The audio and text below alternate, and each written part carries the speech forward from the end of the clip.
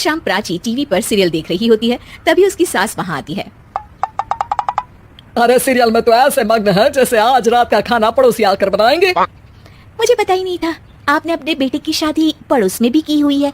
हैं? मतलब?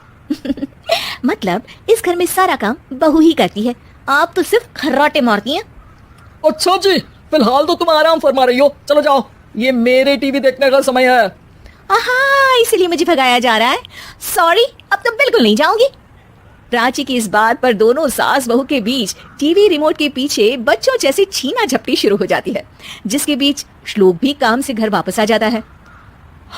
आज मेरी चूहे बिल्ली की जोड़ी किस बात पर झगड़ रही है? अरे तेरे बीवी मुझे टीवी नहीं देखने दे रही। अरे तुम्हारी मम्मी मुझे खाना बनाने के लिए फोर्स कर रही है। अरे वाह, ऐसे बेतुके रीजन पर तो बच्चे भी झगड़ा नहीं करते। अरे मुझे कुछ मत बोल, सब इसने ही शुरू किया है। हाँ हाँ, जैसे आप तो बहुत दूध की धूली है ना। अरे बस दोनों चुप। प्राची जाओ, खाने की तैयारी करो। और माँ तुम छोड़ो, तुम्हें क्या बोलूं, शांति से अपना सीरियल देखो, मुझे दोबारा लड़ने की आवाज सुनाई नहीं देनी चाहिए।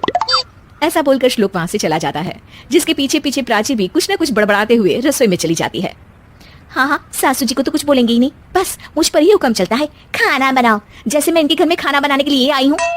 इसी तरह शाम बीतती है और रात को श्लोक और प्राची की सास खाना खाकर सोने चले जाते हैं, लेकिन प्राची गुस्से में कुछ खाए बिना काम में ही लगी रहती है।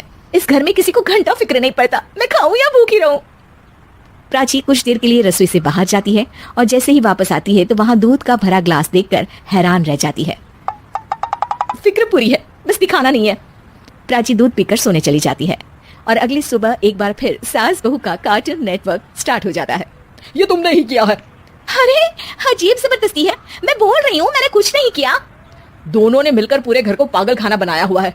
यहाँ कोई नॉर्मल इंसान तो रह ही नहीं सकता, इसीलिए अब पड़ोसी क्या रिश्तेदार भी घर आने से कतराते हैं। और सुन बेटे, तू भी चंगा, तेरी माँ भी चंगी, तेरी बीवी भी चंगी, रिश्तेदार। हाँ जी, आपको नहीं पता क्या, गंगाधर ही शक्तिमान है, रिश्तेदार ही। हाँ हाँ, बस समझ गया। कभी जानवरों जैसे लड़ेंगी तो कभी जुगलबंदी करेंगी। भाई मैं आप दोनों के बीच में नहीं फंसना चाहता। सास बहू की इस मनमौजी जोड़ी से परेशान होकर श्लोक अपना सिर खुजलाता वहां से चला जाता है। चलो अब मैं भी कीर्तन में जा रही हूँ।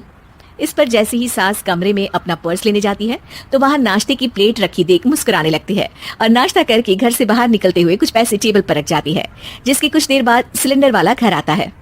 ओ मोरी मैया, मैं सिलेंडर के बारे में तो बिल्कुल भूल ही गई थी। घर खर्च के सारे पैसे भी मम्मी के पास है और श्लोक से बोला तो उल्टा 4 बात सुनाएंगे।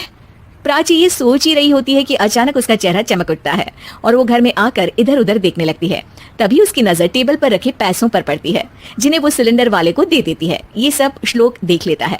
अच्छा बेटे, इतना बड़ा घोटाला, सबके सामने मैं तेरी दुश्मन और पीठ पीछे तेरी मेरी यारी। इस पर श्लोक एक प्लान बनाता है और शाम को सब एक साथ बैठे होने पर बोलने लगता है। माँ, तुम दोनों की बहुत लड़ाई होती है, इसलिए मैं सोच रहा हूँ कि प्राची को उसके घर छोड़ाऊं, इससे वो भी खुश रहेगी और तुम भी। अचानक श्लोक की ये बात सुनकर सास बहू शौक से उसकी तरफ देखती हैं। अरे ऐसे कैसे घर छोड़ाओगे, मुझे कहीं नहीं जाना। अरे तुमने बोला नहीं पर मैंने सुन लिया, तुम्हें मम्मी के साथ रहना अच्छा नहीं लगता, मुझे पता है।